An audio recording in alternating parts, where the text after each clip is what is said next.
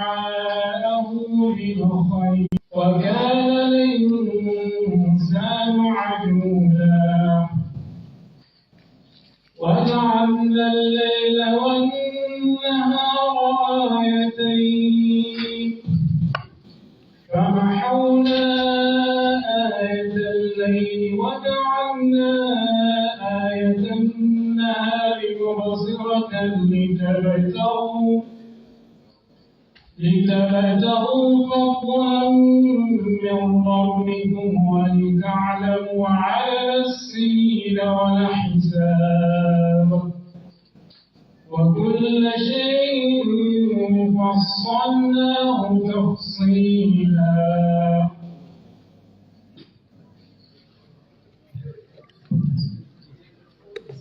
بسم الله الرحمن الرحيم.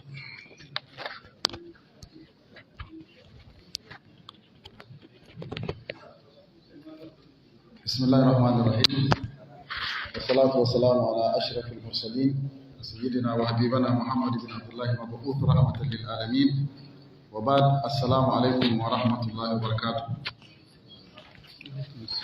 Chers frères, chers sœurs, Inch'Allah, nous sommes avec notre cheikh Youssouf Hassan Diallo. Inch'Allah, il va nous entretenir sur un thème d'actualité, le musulman dans le nouvel ordre mondial.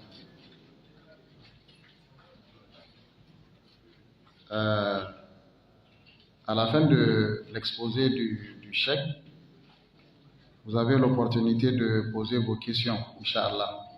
Donc, ceux qui ont des questions, ils peuvent, au fur et à mesure, envoyer les questions écrites.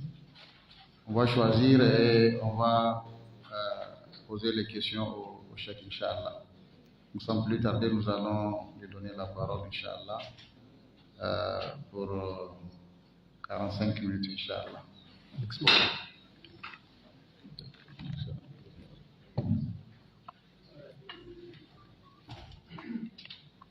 بسم الله الرحمن الرحيم.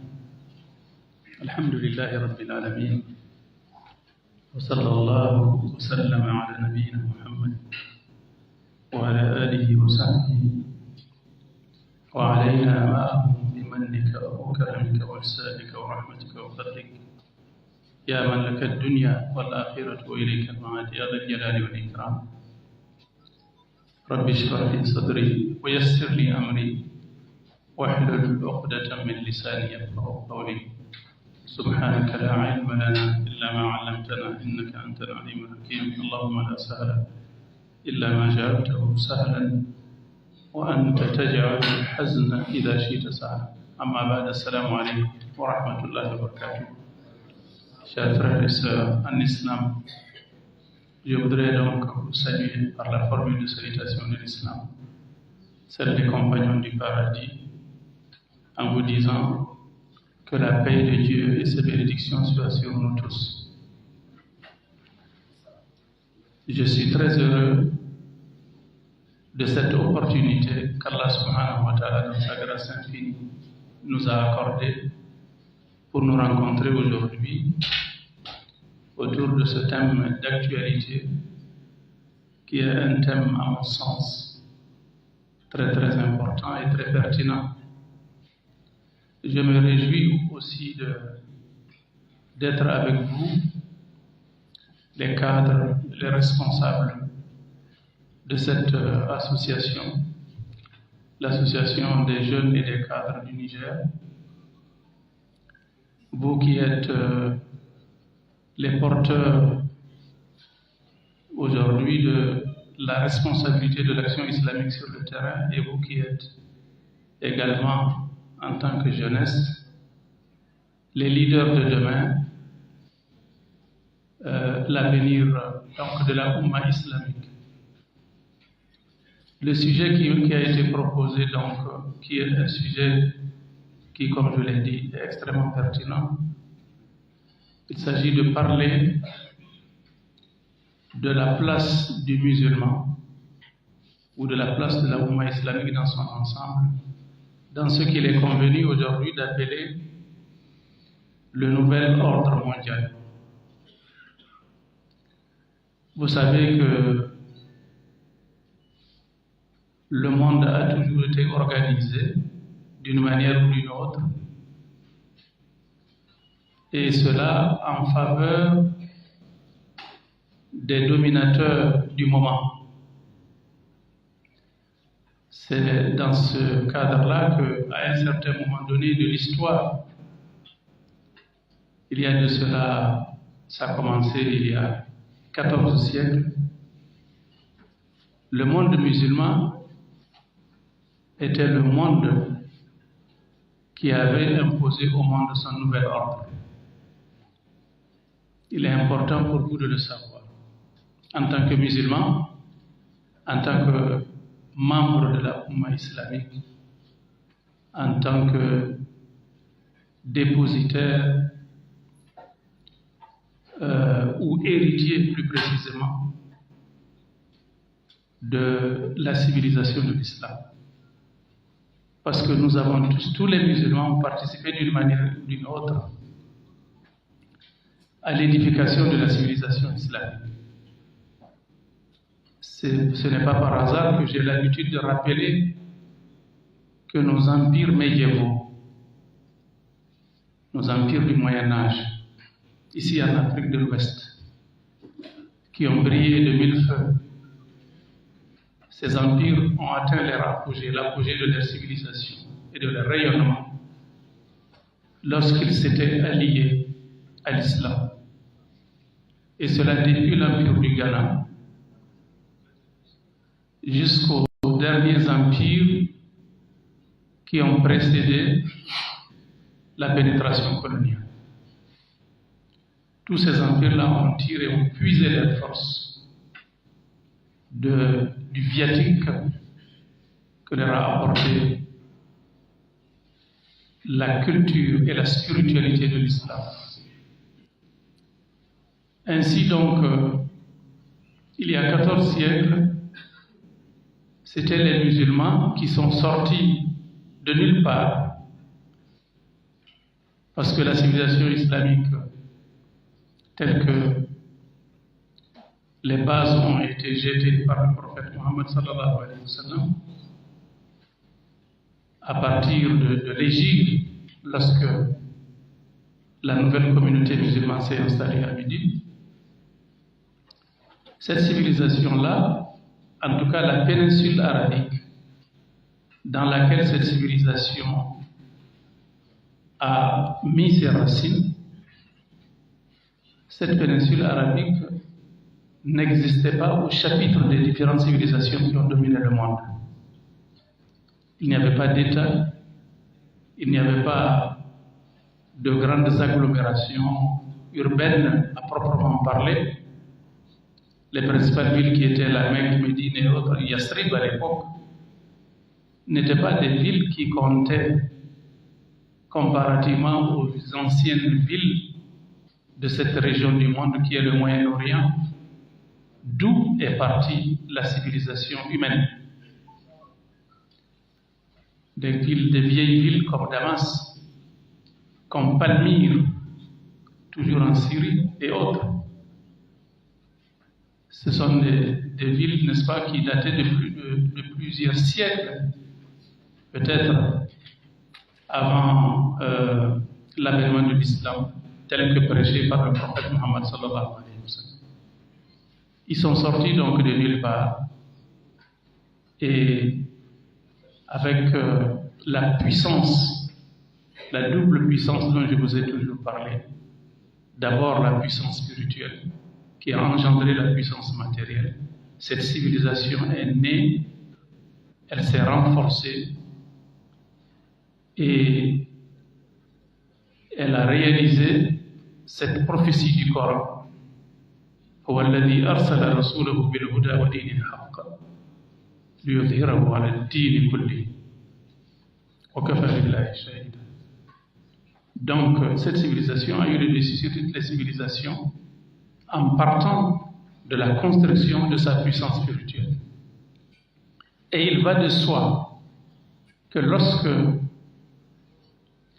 la civilisation islamique qui a brillé de mille feux, qui a dominé toutes les civilisations, qui en quelques décennies a ébranlé, a fait effondrer les plus vieilles civilisations, les plus grandes puissances de l'époque. L'Empire perse et l'Empire byzantin, l'Empire d'Abyssinie et autres. Cette civilisation-là, qui a acquis toute cette force, il va de soi qu'elle a commencé à s'effondrer lorsqu'elle a perdu sa locomotive ou son jet propulseur ou son détonateur civilisationnel, qui est sa puissance spirituelle. C'est la puissance spirituelle qui est le secret de la puissance du monde musulman, qui est le secret du musulman, que ce soit au niveau individuel ou au niveau collectif ou au niveau des États. Il est important pour nous de le savoir. En tant qu'individu, si vous avez une forte spiritualité, eh bien vous êtes fort. Vous êtes fort dans la société, vous êtes fort entre les humains. Même si vous n'avez pas de richesse matérielle, vous avez votre place parmi les humains à cause de cette force spirituelle, parce que c'est Dieu qui nous l'a dit dans ce hadith qui nous a été rapporté par le prophète alayhi salatu wassalam. Lorsque le prophète alayhi salatu wassalam nous a dit les différentes étapes de l'acquisition de la puissance spirituelle, quand il a dit que la première des choses, ou la meilleure des choses, ou la meilleure action par laquelle vous pouvez acquérir la proximité d'Allah subhanahu wa ta'ala, c'est-à-dire le soutien d'Allah, l'amitié d'Allah subhanahu wa ta'ala, donc la puissance spirituelle, c'est d'accomplir correctement les actes obligatoires que Dieu vous a prescrits, ce qui est obligatoire. Ensuite, le prophète a dit, alayhi salatu salam, l'être humain, le musulman, le croyant ou la croyante ne cessera de s'approcher d'Allah subhanahu wa ta'ala à travers les actes surérogatoires, après avoir accompli les actes obligatoires évidemment, jusqu'à ce que Dieu l'aime. Et lorsque Dieu l'aura aimé, eh bien, Dieu devient ses yeux par lesquels il regarde, ses mains par lesquelles il saisit, ses pieds par lesquels il marche, etc. Donc, en ce moment-là, on atteint, parce que c'est plusieurs degrés, jusqu'à atteindre le degré dont Dieu nous a parlé dans Sourate Yusuf, en parlant du prophète Yusuf alayhi salam. Innahu min ibadina al-mukhlasin. Parce que parmi les degrés, il y a al-mukhlis, avec kasra. Et il y a un degré plus élevé qui est al-mukhlas, avec fatah. Al-mukhlis, c'est la personne qui fait les efforts pour être sincère, pour se rapprocher de Dieu. Al-mukhlas, c'est la personne que Dieu fait faire. C'est-à-dire, c'est Dieu subhanahu wa ta'ala lui-même qui l'a conforté et qui l'a consacré dans cette position d'ami et d'allié d'Allah subhanahu wa ta'ala. Ce qui est valable pour les individus est valable également pour les communautés, pour les nations et pour l'ensemble de la Ummah. Si nous renforçons notre proximité avec Allah, nous acquérons la puissance spirituelle. Et c'est la puissance spirituelle qui nous donne la puissance matérielle. Ça a été automatique au temps des premiers musulmans. C'est pourquoi le prophète a dit alayhi salatu wassalam, Khayrul quruni qarni, thumma alladhina yalinahum, thumma alladhina yalinahum. La meilleure des générations de l'histoire de l'islam, des musulmans, c'est ma génération, a dit le prophète alayhi salatu wassalam. Vient ensuite celle qui suit ma génération. ensuite plus celle qui suit, celle qui a suivi ma génération. Pourquoi ces générations ont été citées en termes de préférence par Allah subhanahu wa ta'ala? C'est à cause justement de leur proximité avec Dieu subhanahu wa ta'ala. Ceux qui étaient autour du prophète alayhi salam ont profité de la proximité que le prophète avait avec Dieu subhanahu wa ta'ala. Donc c'est ceux-là qui sont sortis de l'école du prophète alayhi salam. C'est pourquoi même parmi les dirigeants, les califes qui se sont succédés après le prophète alayhi salam, le prophète a dit: Alaykum bi sunnati wa sunnati al-khulafa'i ar-rashidin al-mahdiyyin min ba'di. Je vous recommande de vous agripper à ma tradition et à la tradition des prophètes des califes bien guidés qui viendront après. Ces califes bien guidés non seulement sont sortis de l'école du prophète alayhi salam, mais ils ont eu le cutis du prophète alayhi salam par rapport justement à leur proximité avec Allah subhanahu wa ta'ala. C'est pour vous dire un peu, vous donner une idée de la raison pour laquelle, dès leur arrivée, dès leur émergence, le prophète alayhi salam et ses compagnons et ceux qui les ont suivis ont construit, ont suscité l'émergence d'une civilisation qui a dominé toutes les autres civilisations, qui a imposé donc son ordre à l'humanité, au monde. Puisque nous sommes en train de, je le dis parce que nous sommes en train de parler d'ordre mondial. Ce sont les dominateurs qui imposent leur ordre. Cela nous ramène à l'actualité. J'avais dit déjà que les musulmans, pour les raisons que je vous ai citées, parce qu'ils se sont éloignés de leur puissance spirituelle, ils ont perdu leur puissance matérielle, donc leur domination du monde. Ils ont dominé le monde, les musulmans, dans tous les domaines, spirituels et matériels. Quand on parle d'une domination matérielle, les gens pensent peut-être à l'économie ou autre. La science et la technologie étaient dominées par les musulmans, quand c'était leur ordre mondial. Et il se trouve que l'humanité est encore aujourd'hui dans les bienfaits de la domination qui a été celle des musulmans sur le monde lorsqu'ils dominaient le monde. Nous sommes encore dans ces bienfaits.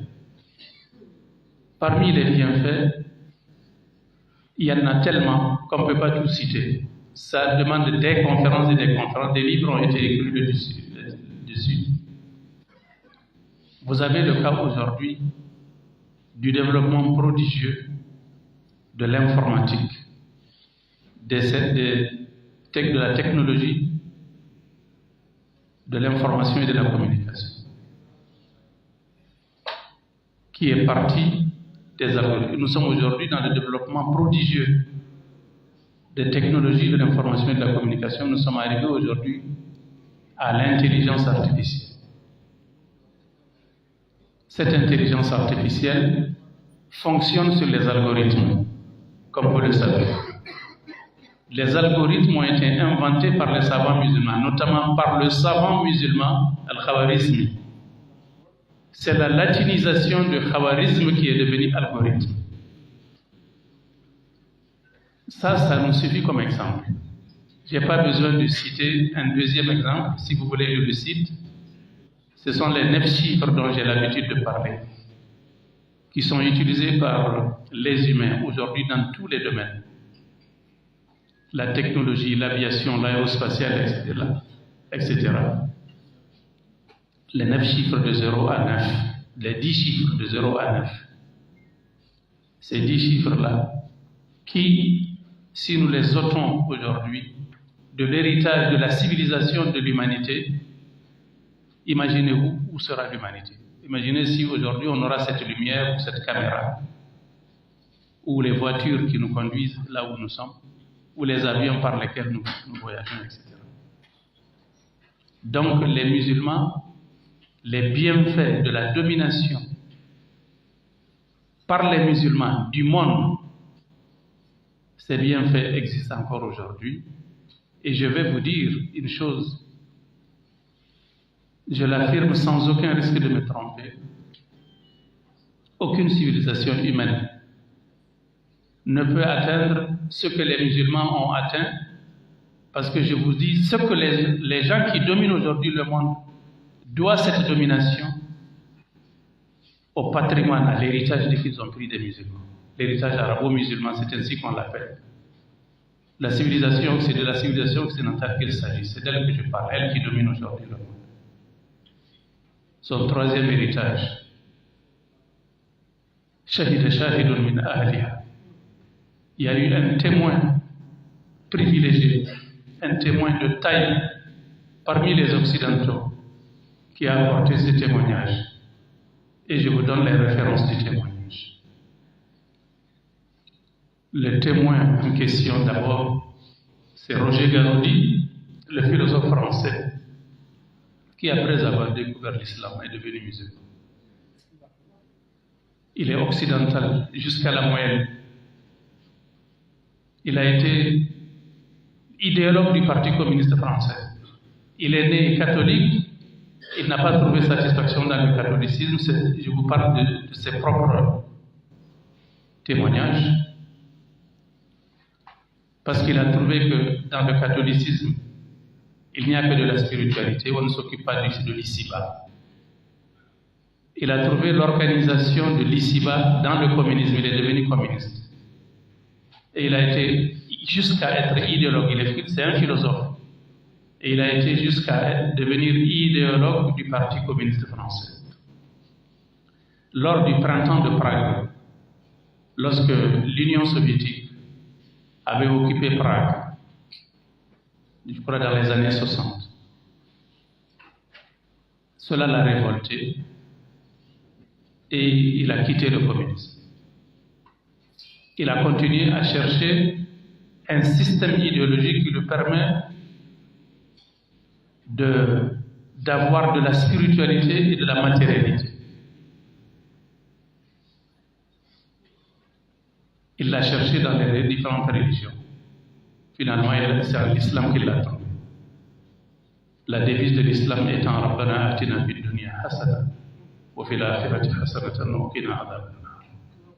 Ibtaghi fima ataka Allahu ad-dar al-akhirah wa la tansa nasibaka min ad-dunya. Eh bien, son témoignage, je vais vous donner la référence. C'est dans son livre que j'ai lu il y a plus de 40 ans, intitulé Promesses de l'Islam. Je vous recommande de lire ce livre et tous ces livres. Dans Promesses de l'Islam, le premier paragraphe après l'introduction est intitulé Le troisième héritage. Dans ce paragraphe, il a dit que la civilisation occidentale a 3 héritages. Le premier héritage est l'héritage gréco-latin. Le deuxième héritage est l'héritage judéo-chrétien. Et le troisième héritage qui a été occulté par les penseurs occidentaux que lui, il veut mettre sur la table, c'est l'héritage, le troisième héritage, l'héritage arabo-musulman.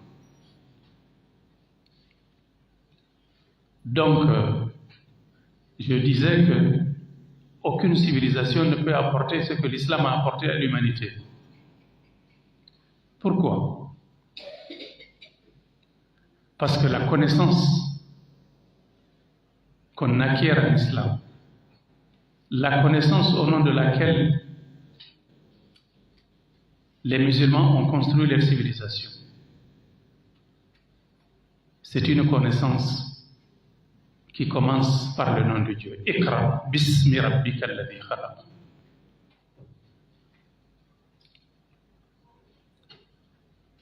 Dieu a dit au prophète alayhi salam qui était illettré, qui ne savait pas lire et qui ne savait pas écrire, lis au nom de Dieu qui a créé. qui a créé l'homme. Donc une connaissance qui s'acquiert au nom d'Allah subhanahu wa ta'ala est une connaissance bénie. Et c'est la raison pour laquelle, d'ailleurs, tout édifice, toute œuvre qui se construit et qui doit avoir de la pérennité doit se faire au nom d'Allah subhanahu wa ta'ala. J'en veux pour preuve ce hadith du prophète alayhi salatu wassalam: kullu amalin dhi balin lam yabda bi bismillahir rahmanir rahim fahuwa abtar. Toute œuvre, dhi balin, toute action pour laquelle on veut de la pérennité et de la durabilité doit commencer par le nom de Dieu, sinon ce sera une œuvre inachevée. Donc, voyez un peu les principes de base sur lesquels il faut partir, que je vous ai cités. D'abord, c'est la puissance spirituelle qui donne la puissance matérielle. C'est l'acquisition de Dieu, c'est avoir Dieu qui vous donne tout le reste. Quand on perd Dieu, on perd tout. Les musulmans d'aujourd'hui, Dieu subhanahu wa ta'ala, il a créé l'univers sur des lois cosmiques qui s'appliquent à tout le monde, qu'on soit musulman ou pas. وأن ليس للإنسان إلا ما سعى وأن سعيكم سوف يرى. Vous n'avez que le fruit de ce que vous avez œuvré, et que vos actions, les résultats de vos actions seront vus par Allah subhanahu wa ta'ala. Il y a plein de lois comme ça qui sont citées dans le Coran. Ces lois, il faut les respecter. Quiconque est avec Dieu, il n'y a pas de lien de parenté entre Dieu et qui que ce soit. C'est votre action qui fait de vous un proche d'Allah subhanahu wa ta'ala, qui vous rapproche de Dieu ou qui se éloigne de Dieu.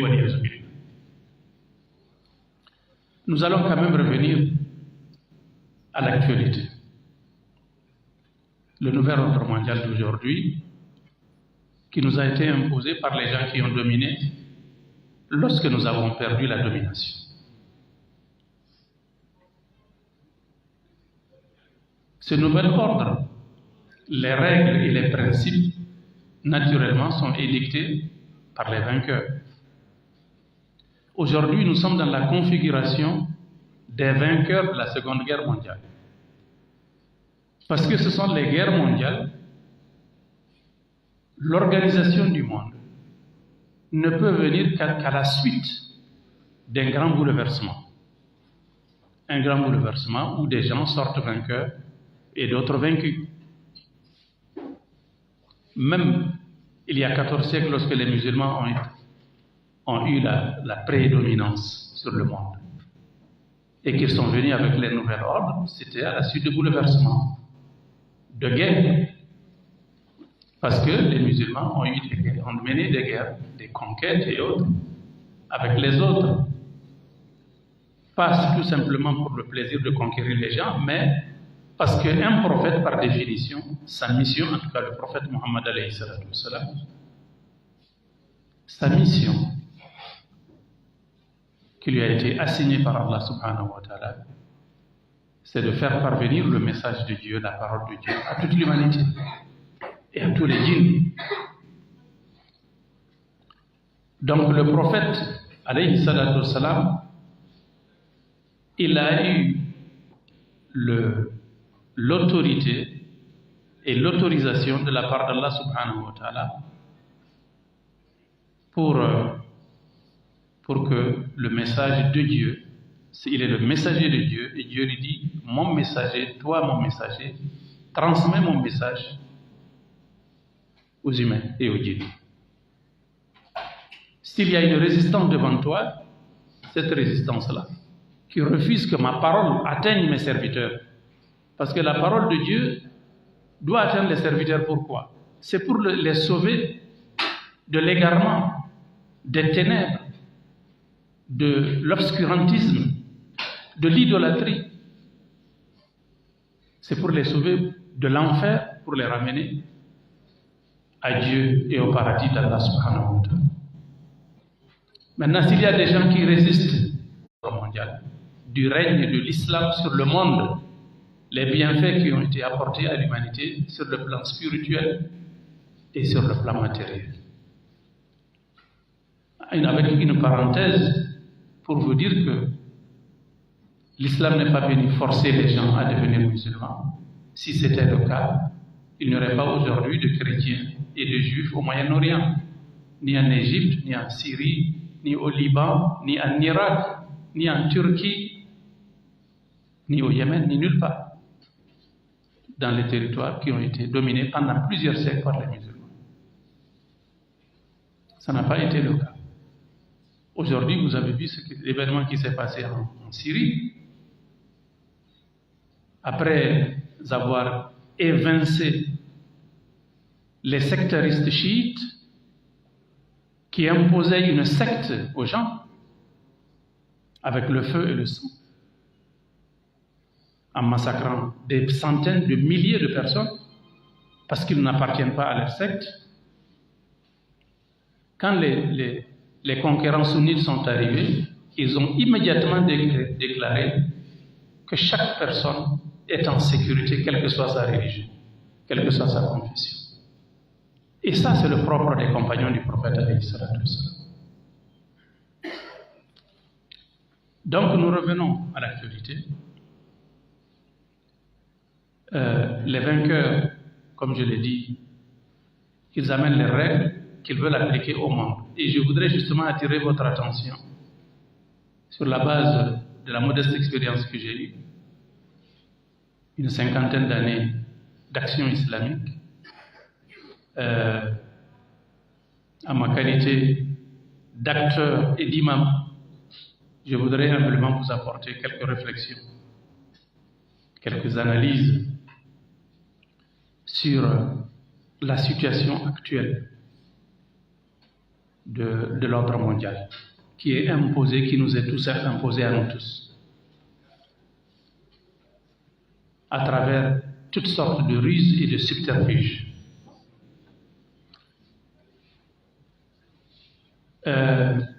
D'abord, après, au sortir de la Seconde Guerre mondiale, on a créé ce qu'on appelle le système des Nations Unies. La Société des Nations, qui a été créée après la Première Guerre mondiale, était devenue obsolète. Vous connaissez la Société des Nations, la SDN, qui a été créée par les vainqueurs de la Première Guerre mondiale pour imposer un ordre mondial. Cela n'a pas arrangé certains. La guerre a été déclenchée de nouveau. Il y a eu la Deuxième Guerre mondiale. Au sortir de la Deuxième Guerre mondiale, on a créé un nouveau système des nations qui est, au lieu de la Société des Nations, l'Organisation des Nations Unies. Et avec une charte que vous connaissez, la Déclaration universelle des droits de l'homme, et une charte. Dans cette charte et dans cette déclaration, on a énoncé un certain nombre de choses qui vont dans le sens de la vision que les vainqueurs ont par rapport à l'organisation du monde, c'est-à-dire une organisation qui va se faire en leur faveur. Des principes ont été édictés, parmi lesquels les plus connus et les plus emblématiques que vous connaissez très bien, c'est le droit de veto qui a été donné à 5 membres qui sont également des membres permanents du Conseil de sécurité des Nations Unies. Et ce sont les seuls membres permanents du Conseil de sécurité, ce sont évidemment les principaux vainqueurs au sortir de cette guerre. Ensuite, les organes qui ont été créés par le système des Nations Unies ont continué à évoluer selon les intérêts des vainqueurs toujours. On a créé des nouvelles, par exemple des organisations comme le FINIAP et autres, c'est les nouveaux-nés. Et ensuite, il y a eu un certain nombre de concepts qui ont été créés, en plus d'anciens concepts qui existaient déjà, mais qui ont été réorientés dans un sens qui doit servir la mainmise, la perpétuation de la mainmise de ces vainqueurs sur le reste du monde. Donc c'est un peu de ces concepts que je vais vous parler, en attirant un peu votre attention là-dessus. Le premier concept dont on va parler, c'est le concept de la laïcité. Et je voudrais que vous m'écoutiez très bien par rapport à ça, parce que c'est un concept qu'on utilise, qu'on a utilisé, qu'on est en train d'utiliser pour nous dominer, pour nous endormir, pour nous déculturer et ensuite pour nous acculturer. La laïcité, c'est quoi? Qu'est-ce que ça veut dire la laïcité? D'abord, on nous a présenté la laïcité sous quelle forme, sous quel sens? On nous a dit que la laïcité, c'est tout simplement cette disposition qu'il faut mettre dans nos constitutions qui permet à tous les citoyens d'un pays de bénéficier de la liberté de conscience et de la liberté de conscience et la liberté de culte. Vous êtes libre, chacun est libre d'accomplir le culte de son choix. Quand on fouille un peu, on se rend compte que tout ça là c'est faux. Et on a les preuves qui sautent à l'œil pour les gens qui scrutent, qui regardent un peu en profondeur. En réalité, la laïcité procède d'une idéologie. Pour le savoir, il faut faire un peu sa jeunesse. La laïcité, c'est le levier politique d'une idéologie athée, une idéologie qui émane d'un courant philosophique athée qu'on appelle le courant humaniste. Allez dans les dictionnaires, ou allez sur Google, ou allez sur les moteurs de recherche, vous cherchez le courant philosophique humaniste, vous allez voir. Et regardez le nom, humaniste. Aujourd'hui, le mot humaniste, on le rencontre un peu partout. Humaniste, humanitaire, humain. On en parle beaucoup. Au point que les gens qui travaillent pour aider des gens à travers le monde, on les appelle les humanitaires. Les gens qui travaillent de ce qu'on appelle l'action humanitaire. Ces gens-là qui travaillent dans l'humanitaire, interrogez-les un peu. Pourquoi vous dites que vous travaillez pour des motivations humanitaires? Pourquoi vous ne travaillez pas pour avoir une récompense de chez Dieu, subhanahu wa ta'ala? Parce que si vous faites le bien, c'est Dieu qui vous récompense. Ils vont vous dire non, nous on ne fait pas ça pour Dieu. On fait ça parce que nous sommes des humains, parce que c'est des humains comme nous les aidons. La raison, c'est que ces gens-là ne croient pas en Dieu. Ils croient plutôt en l'homme. Ils pensent que l'homme est suffisamment intelligent, l'homme est suffisamment rationnel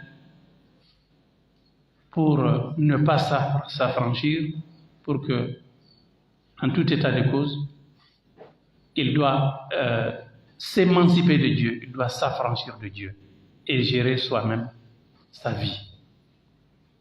En réalité, les gens qui disent ça, ce sont des gens qui ne croient pas en Dieu. Et qui sont ces gens-là? On nous a décrit ces gens-là comme étant les philosophes de la lumière, les philosophes de lumière. Les philosophes qui sont à la base de la Révolution française de 1789, qui ont renversé la monarchie. Ces gens-là, on dit qu'ils sont les philosophes de la lumière. Or, ce sont des philosophes athées qui ne croient pas en Dieu, et c'est eux qui ont amené la laïcité, qui font que l'homme doit se gérer, l'État doit se gérer, tout le monde doit se gérer en s'affranchissant de Dieu. C'est pourquoi on a l'école qui était confiée avant la Révolution française de 1789 à l'Église, parce que l'Église effectivement travaillait avec la monarchie. C'était l'Église qui s'occupait de l'éducation, puisque l'Église a été complice de la monarchie qui a exploité le peuple, qui a martyrisé le peuple, qui était le tiers-État, que vous connaissez dans la répartition. Donc il y avait la noblesse, il y avait le clergé, il y avait le tiers-État. L'Église, le clergé était associé, était complice de la monarchie pour exploiter le peuple. Les philosophes se sont alliés au peuple pour renverser la monarchie et le clergé. Donc le même bâton par lequel on a frappé la monarchie, c'est par ce même bâton qu'ils ont frappé également le clergé. Donc on a criminalisé la religion et toutes les religions à travers des actes mauvais de la corruption qui a été perpétrée par l'Église de l'époque. Alors donc on a séparé l'éducation, ainsi l'école est devenue laïque, c'est-à-dire une école où on n'apprend pas Dieu, où on doit construire un citoyen séparé, affranchi, émancipé de Dieu. Et quel pays qui a fait ça? C'est la France. Mais il s'est trouvé que quand il y a eu la Révolution française de 1789, parce que pendant au moins de la Révolution, dans tous les pays européens étaient dirigés par des monarchies. Et généralement, les familles monarchiques, c'était des familles qui se mariaient ensemble. Ce sont des parents. Toutes les familles, même aujourd'hui, vous prenez la famille royale espagnole ou britannique et autres, ils se marient ensemble. Donc, quand il y a eu ce qui s'est passé en France, le roi et sa femme ont été décapités par les révolutionnaires. On a renversé le régime.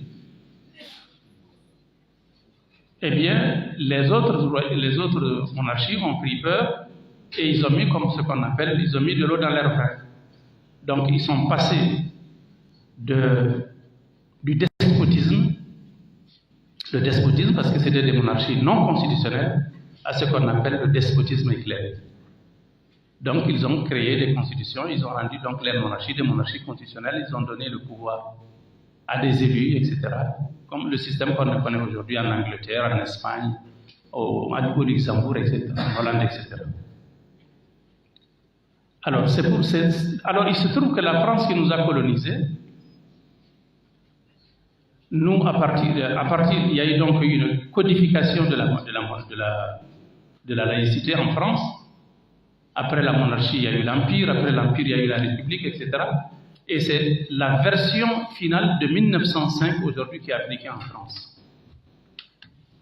Pendant ce temps-là, la France a colonisé nos pays francophones et on nous a transposé l'application de la gouvernance laïque.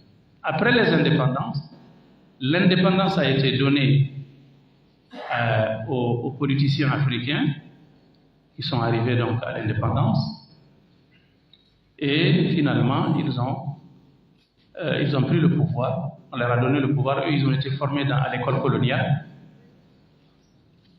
L'école coloniale les a formés dans ce sens et finalement, quand les Français se sont retirés, nos politiciens qui ont pris le pouvoir ont continué le même système de gouvernance en pensant qu'il s'agit de la liberté de culte, alors qu'il s'agit de nous empêcher, de nous interdire d'apprendre notre identité culturelle qui est l'islam. Et c'est ce que nous avons aujourd'hui. C'est la raison pour laquelle il n'y a pas assez de temps qui nous reste. Nous avons besoin de lutter pour nous affranchir de la laïcité, pour que notre gouvernance soit une gouvernance qui s'inspire de nos valeurs islamiques, héritées de nos empires médiévaux, qui ont brillé de mille feux lorsqu'ils étaient alliés à l'islam, comme je l'ai dit. Et ensuite, en priorité, nous devons affranchir notre système éducatif. Nous devons réformer notre système éducatif, enlever la laïcité et enseigner l'islam qui est notre identité à nos enfants. Ça, c'est en ce qui concerne la laïcité. Il y a un autre concept qu'on cherche à nous imposer aussi, c'est la démocratie.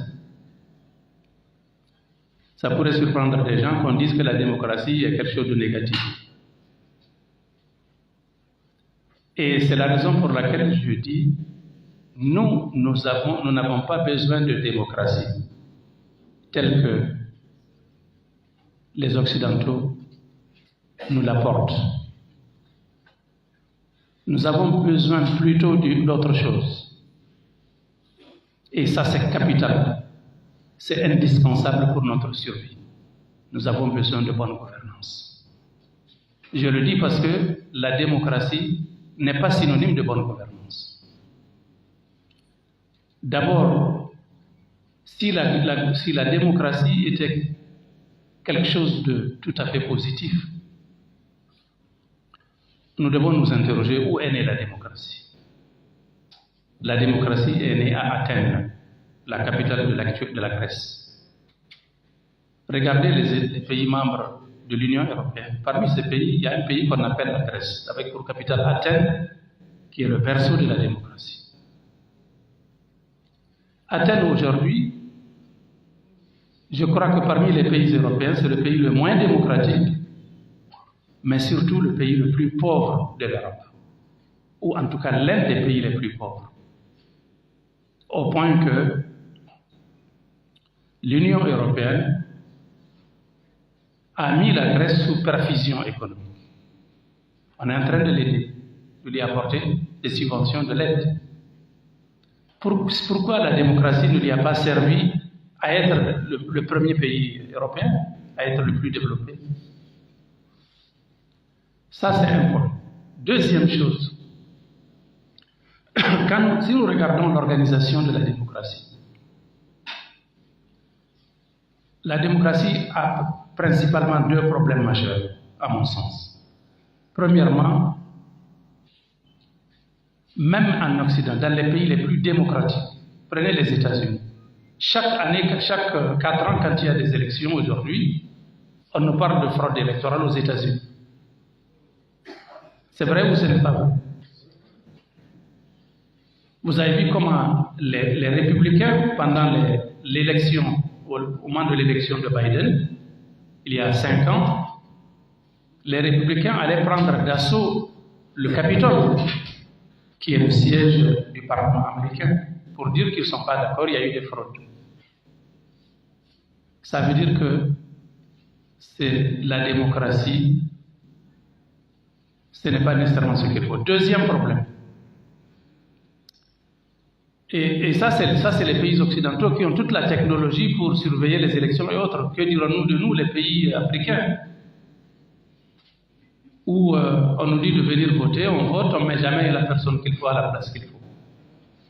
Deuxième problème, c'est que même si nous supposons que les élections ont été transparentes, qu'on a élu un président, prenons le cas des États-Unis toujours, un président qui a été élu démocratiquement, accepté par tout le monde.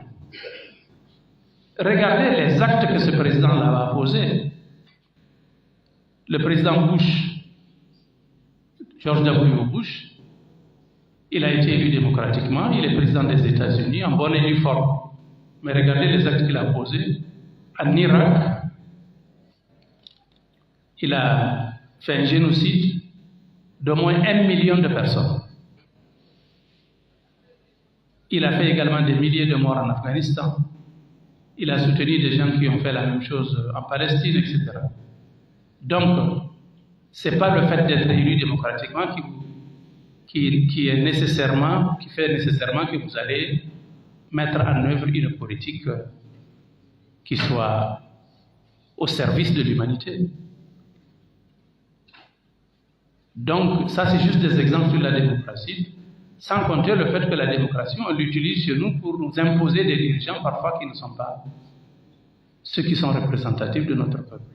On a vu comment les élections ont été massacrées, ont été des parodies d'élections qu'on nous distribue à gauche, à droite, où on nous met toujours, on essaie toujours de nous imposer la pire des personnes qui va plutôt vendre, qui va, n'est-ce pas, renoncer aux intérêts du pays au profit des intérêts d'autres pays. Nous avons d'autres concepts, le concept du genre par exemple, le genre, les LGBT et autres qu'on veut nous imposer. C'est ce nouvel ordre mondial qui veut nous imposer, qui est contraire à nos valeurs.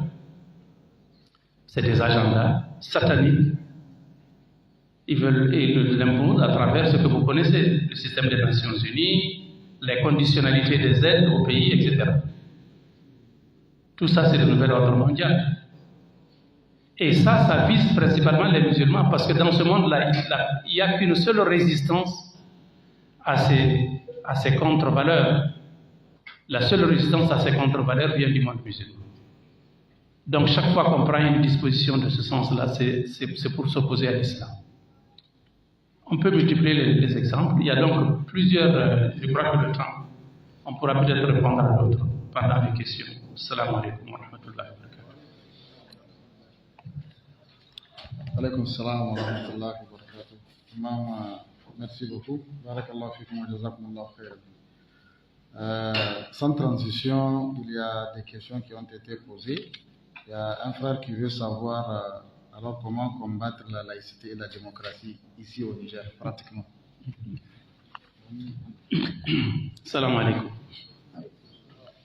Je crois que les musulmans au Niger, le Niger a déjà, il faut le dire, Dieu a apporté un bienfait au Niger qui n'existe pas dans tous les pays de l'Afrique subsaharienne. C'est cette extraordinaire homogénéité culturelle du peuple nigérien qui est à 99,98% des musulmans. Cet atout-là, majeur, premièrement, je vais vous le dire et je vais vous le souligner, cet atout-là, on doit le préserver à tout prix. En quoi faisons? En évitant qu'on vienne essaimer, planter des cultures exogènes à la culture générale du Niger, qu'on vienne nous apporter d'autres cultures qui ne sont pas. Il y a des pays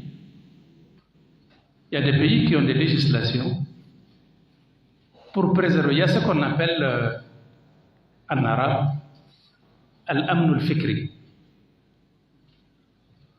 Vous savez, on parle de sécurité alimentaire, on parle de sécurité militaire, de sécurité alimentaire, de sécurité, mais il y a aussi ce qu'on appelle la sécurité idéologique ou la sécurité culturelle, si on peut, selon la traduction qu'on ferait de ce qu'on appelle al-amn al-fikri. C'est-à-dire vous êtes là, vous êtes unis, vous êtes ensemble, vous avez la même culture, la même identité, vous vous comprenez, vous êtes ensemble. Quelqu'un vient de l'extérieur, il vient planter chez vous, il vient ensaimer chez vous, ou ensemencer chez vous, une culture qui vous est étrangère. Donc vous ne mesurez pas les conséquences. 10 ans après, ça devient un problème. La plante germe, ça pousse, ça donne ses fruits, et ces fruits-là deviennent des fruits amers. Des fruits qui vont menacer votre cohésion, votre unité, votre union, votre entente et votre homogénéité. C'est pourquoi il faut absolument préserver, parce que le Niger, d'une manière générale, c'est un pays sunnite, musulman sunnite, généralement d'obédience malékite. Ça, c'est un bienfait que Dieu vous a donné. Vous n'avez pas de problème. Mais si vous ouvrez le pays sous le couvert, parce que le problème de la laïcité, parmi les problèmes de la laïcité, c'est sous le couvert de la laïcité qu'on vous apporte toutes les anomalies, toutes les aberrations, on les sous le couvert de la liberté de culte. Il y a des pays qui comprennent les choses, qui savent que ce n'est pas facile. Il faut surveiller, le pays doit être surveillé. Quelqu'un qui rentre, qui sort. Il y a des pays où même les livres qui rentrent, même la littérature qui rentre, il faut regarder pour que ça ne soit pas quelque chose qui vient troubler votre cohésion et votre entente. Donc ça, c'est un premier atout pour le Niger. L'islam qui est là, mais l'islam doit être préservé. Et la préservation de l'islam, je le souligne, doit être faite par l'État du Niger, avant les citoyens du Niger. Et pour cela, l'État doit savoir que c'est un patrimoine irremplaçable pour son peuple. qui doit être préservé, qui doit être protégé, qui doit être enseigné, qui doit être transmis aux différentes générations dans sa forme la plus authentique, venue du prophète Muhammad sallallahu alayhi wa sallam. Ça, c'est la première mesure. Deuxième mesure, vous devez d'abord vous assurer, vous convaincre des méfaits de la laïcité. Je vais vous citer 3 méfaits de la laïcité pour qu'on s'en rende compte. Et je vais dire ce qui s'est passé en France, le pays qui a donné naissance à la laïcité.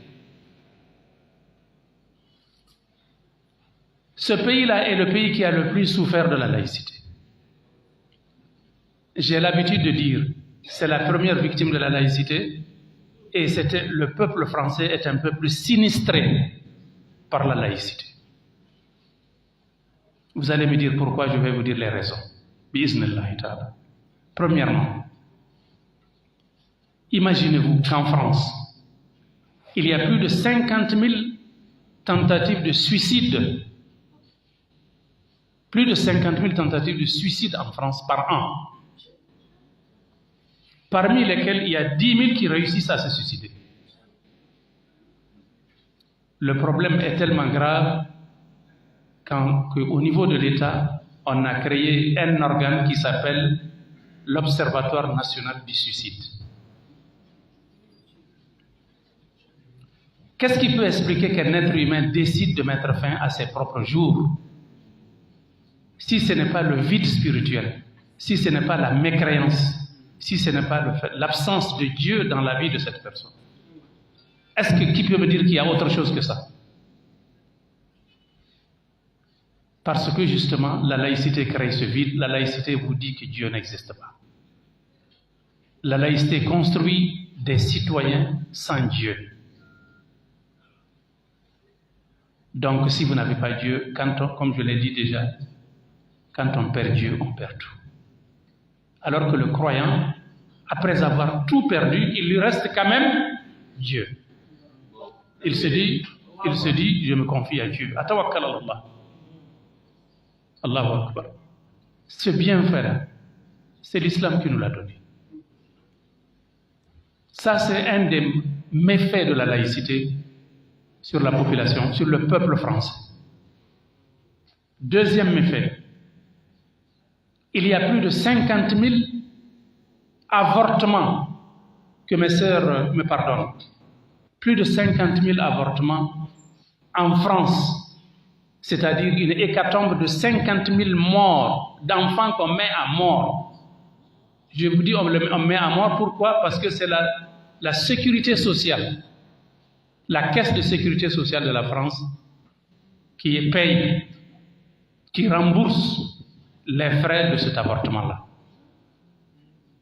Donc c'est la France elle-même qui tue ses enfants. Est-ce qu'on peut l'imaginer dans un pays où les gens croient en Dieu, mettre fin à la vie d'un être? Le Coran en a parlé.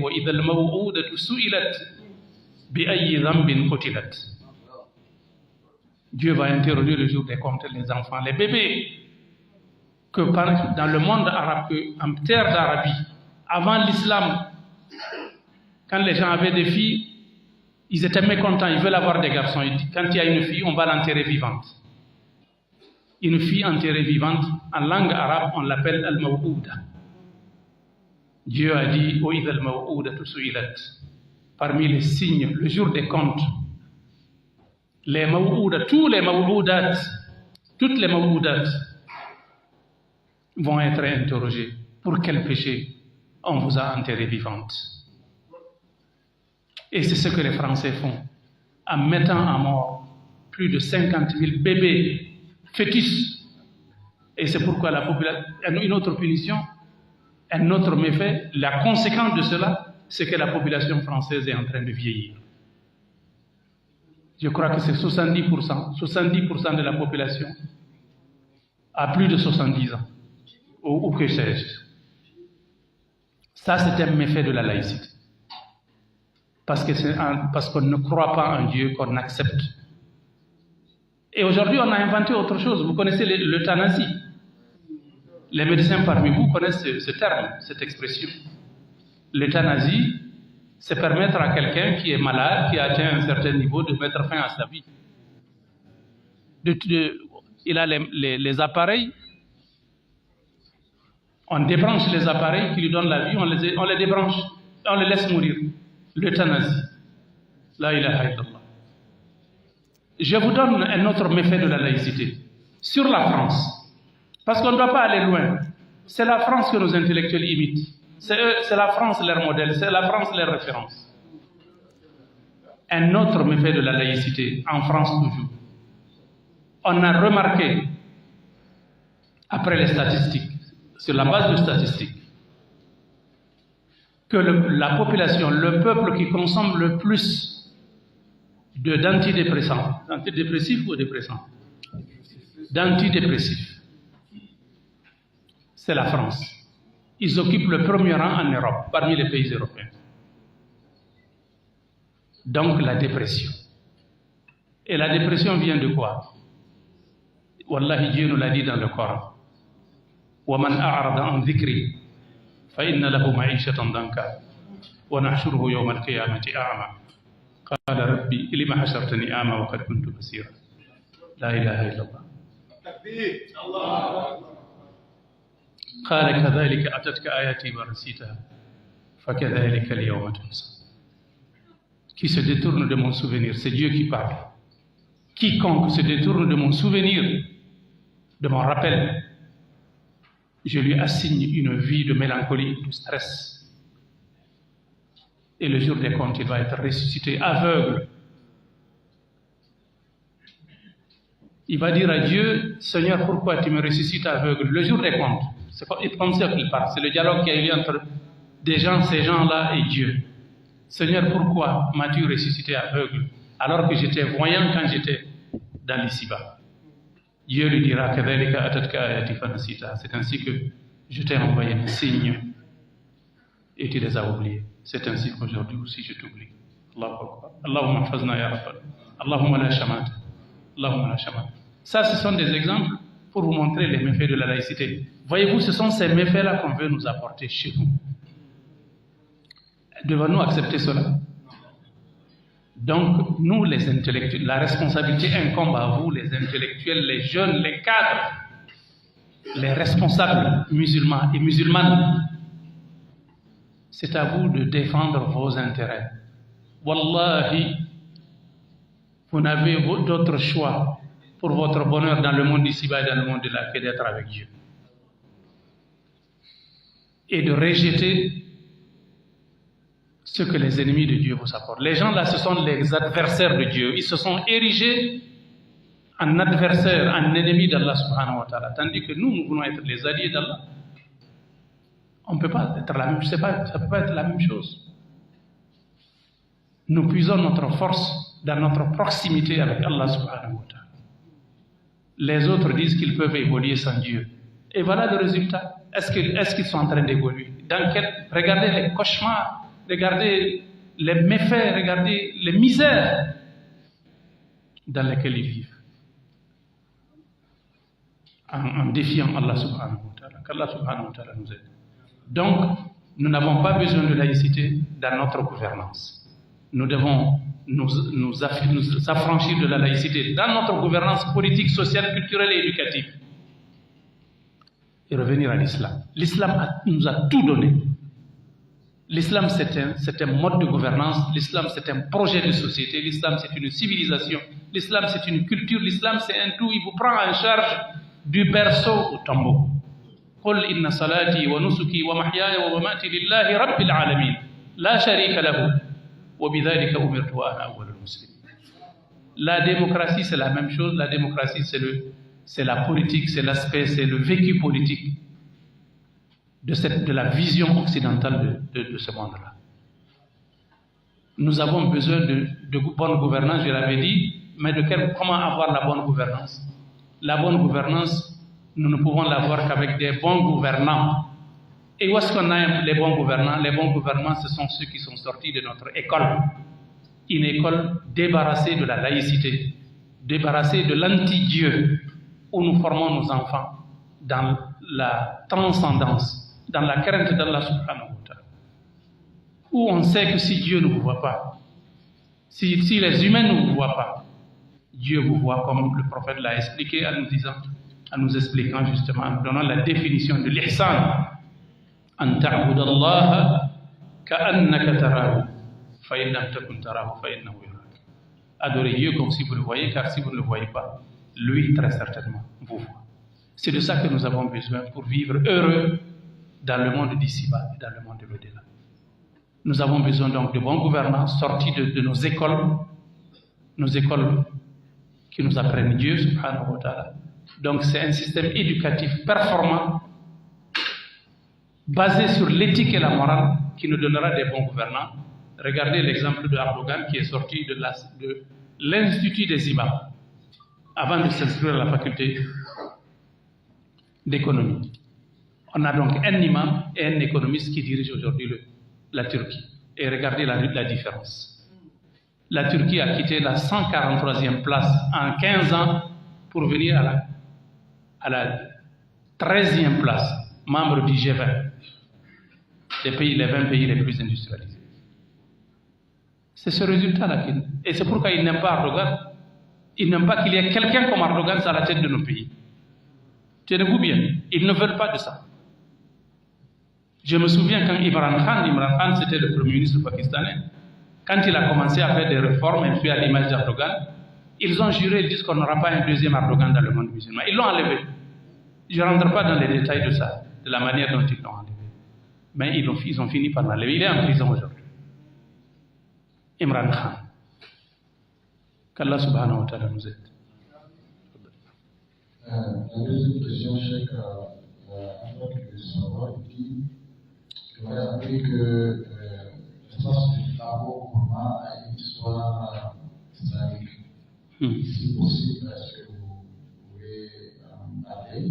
De l'autre côté, est-ce qu'avec l'avènement de l'AS, on peut espérer se départir de la laïcité et de la démocratie? Première question, est-ce que le Liptako Gourma a une histoire islamique? C'est ce que j'ai appris et je vous donne l'information que j'ai apprise par rapport à cela. Il y avait un souverain musulman dans le Liptako Gourma. Je crois que c'est à la tête de l'émirat de Dori, que vous connaissez. Cet émirat-là a été dirigé donc par un chef religieux musulman qui était en contact avec deux chefs religieux de la région, de la sous-région, à savoir, je crois, Maman Diop qui était à Saï, rahimahullah, et Ousmane Danfodio qui était le sultan de Sokoto. Donc cet émir de Dori, il avait des démêlés avec ses voisins qui n'étaient pas, selon l'information dont je dispose, qui n'étaient pas, en tout cas, axés sur l'islam. Alors, l'émir de Dori a demandé une aide au sultan de Sokoto, qui lui a envoyé un étendard, c'est-à-dire un drapeau, sur lequel c'était écrit La ilaha illallah, Muhammadur Rasulullah. Alors, il lui a dit que tant que tu vas combattre sous cet étendard-là, tu ne seras jamais vaincu. Évidemment, combattre sous l'étendard ne veut pas dire combattre seulement sur la toile sur laquelle c'est écrit, mais le sens qui est compris justement dans cette double kalima, La ilaha illallah, Muhammadur Rasulullah. Il a pris le drapeau et il n'a jamais été vaincu. Et en Peul, ils ont appelé cela invincible, c'est-à-dire Libatako. Libatako qui veut dire en Peul invincible. Voilà, donc c'est le nom de Libatako qui a été un peu déformé pour devenir Liptako. Alors, ça c'est l'information que j'ai, mais c'est à vérifier. Bon, maintenant, par rapport à l'AES, est-ce que l'adhésion à l'AES, est-ce que l'évolution de l'AES nous permettra de travailler en nous écartant de la démocratie et de la laïcité. Ça dépend de l'option idéologique que les peuples de ces trois pays-là vont donner au travail qui va être fait, le rôle qu'ils vont assigner à leurs dirigeants. Ça dépend de cela. Et ça dépend du rapport des forces. Aujourd'hui, si les peuples musulmans, ces trois pays-là, leurs populations sont majoritairement musulmans. Ils sont au moins à 85 ou 90% de musulmans, j'imagine. Le Niger est à 99,98 selon les statistiques anciennes. Le Mali est autour de 96-97 selon l'information dont je dispose. Le Burkina doit être à 65%, ou peut-être 70%, je n'en sais rien. Alors si vous faites la somme de ces trois chiffres-là, la moyenne va vous donner au moins 80%, sinon plus. Donc, ces peuples sont musulmans. Et ces peuples ont tous appartenu aux empires islamiques qui se sont succédés sur cet espace-là. Donc, tout dépendra. Aujourd'hui, les sociétés civiles, ça fait partie des concepts sur lesquels j'ai voulu parler. Les sociétés civiles, on les utilise aussi contre nous. Le concept de société civile, tenez-vous bien. Et c'est financé, il y a un milliardaire occidental, je ne vais pas dire le nom ici, qui finance les sociétés civiles dans le monde. Un milliardaire occidental, bien connu. C'est lui qui finance les... Je me suis informé, ils ont même financé ici au Niger, ils en ont financé. Ils en ont financé au Mali, au Burkina, au Sénégal, un peu partout, dans le monde, même dans les pays arabes. Et tenez-vous, même en Turquie. Il y a eu même des démêlés entre Erdogan et les représentants de ce milliardaire-là, qui est en prison aujourd'hui, ce représentant, en Turquie. Parce qu'ils ont pour objectif de déstabiliser, parce qu'il y a un régime qui ne leur convient pas, on utilise la société civile pour déstabiliser le régime. Alors que les sociétés civiles leur disent que non, c'est pour lutter pour la démocratie, pour les droits de l'homme. Même les droits de l'homme, c'est un alibi également qu'on utilise. Ce n'est pas en réalité pour défendre les droits de l'homme, loin de là. Parce que si c'était le cas, quelle est la différence entre un Palestinien et un Israélien? L'Israélien a le droit de vivre, le Palestinien a le devoir de mourir pour laisser sa place à l'Israélien. Et on voit ce qui se passe aujourd'hui sous nos yeux, à Gaza et autres. Et vous savez, il y a beaucoup de concepts qu'on utilise, même le concept de terrorisme. Même le concept de terrorisme, aux Nations Unies, les États membres des Nations Unies ont été incapables de s'entendre sur une seule définition du terrorisme. Parce que il y a des gens qui sont considérés comme terroristes par un bloc et qui sont considérés comme des combattants de la liberté par un autre bloc, ainsi de suite. Vous savez, vous connaissez l'histoire, De Gaulle était considéré comme un terroriste en 1944 lorsqu'il a quitté le régime de Vichy pour aller combattre, et les autres qui le défendaient le considéraient comme un résistant. Et quand il a eu la victoire, il est devenu le héros national de la France. Donc un ancien terroriste qui est devenu un héros. Donc ça va de soi. C'est autant de concepts qu'on utilise pour nous endormir.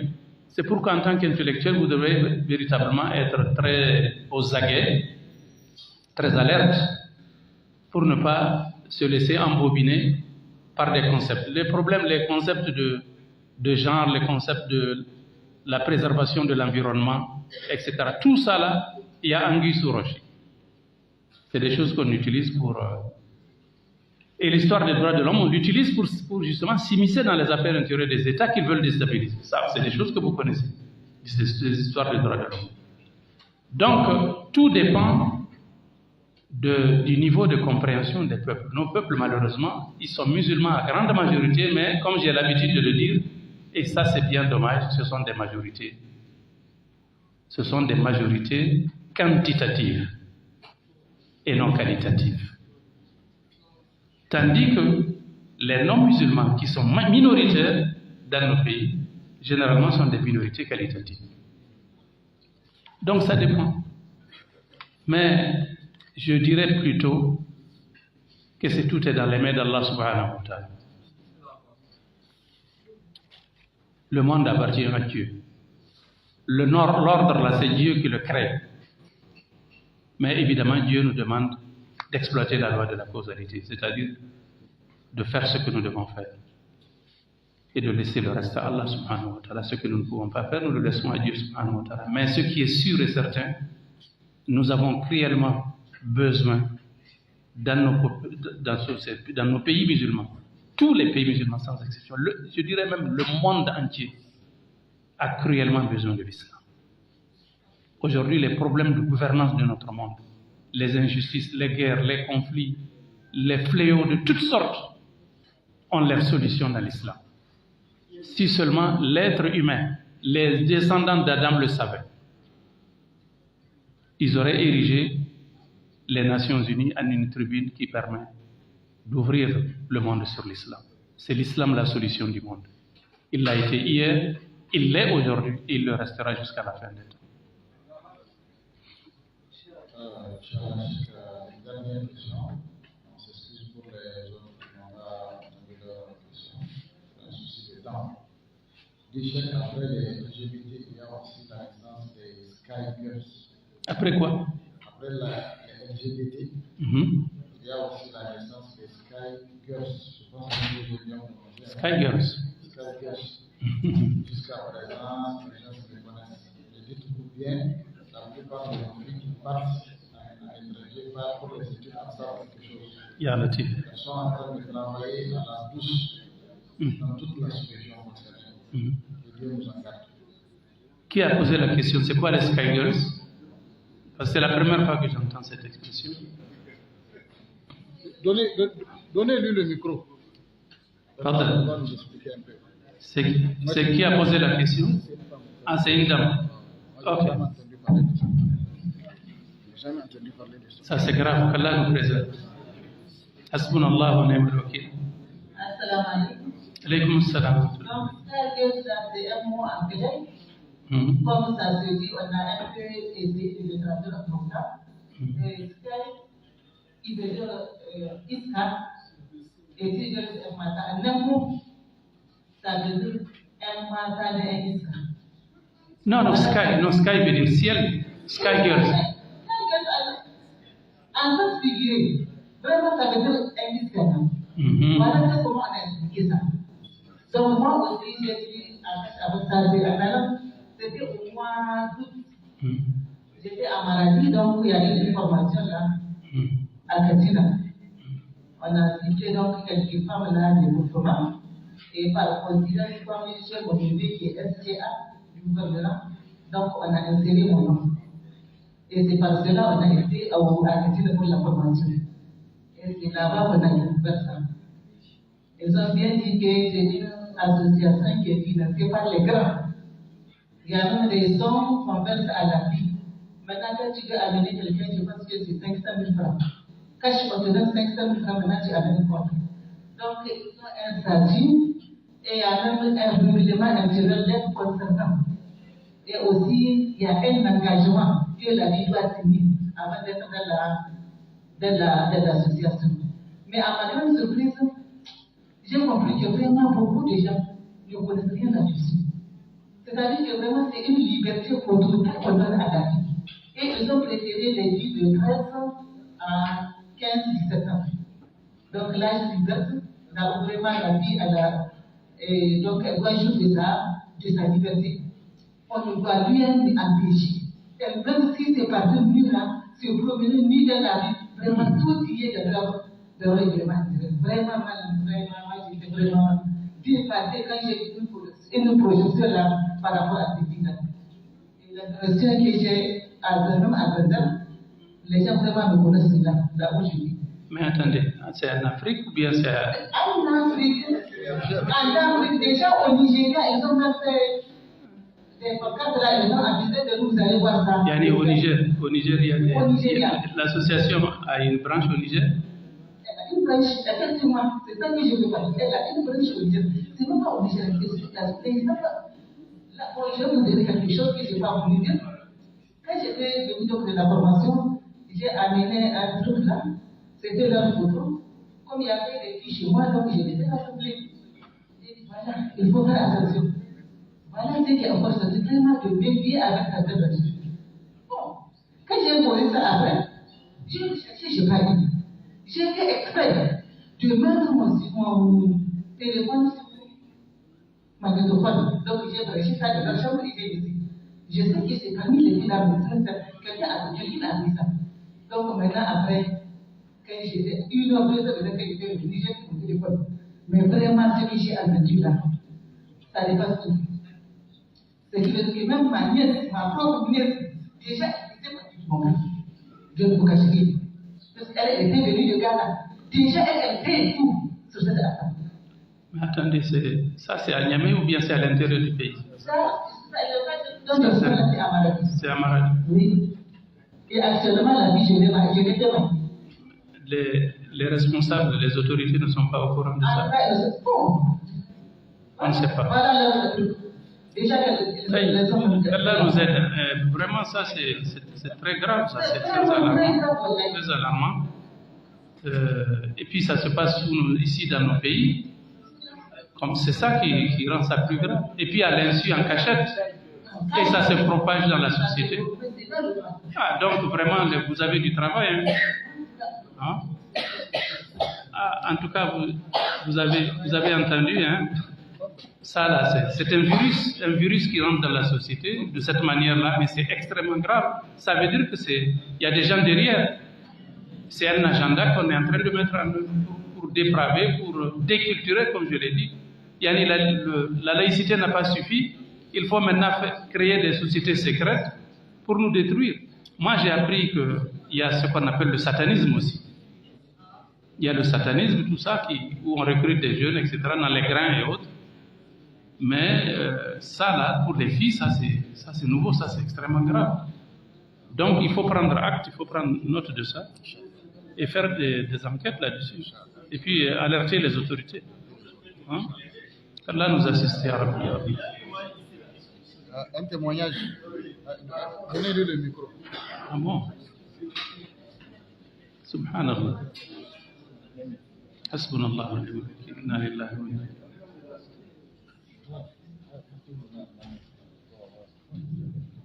raji'un. Alhamdulillah. Donc j'aimerais apporter un petit témoignage.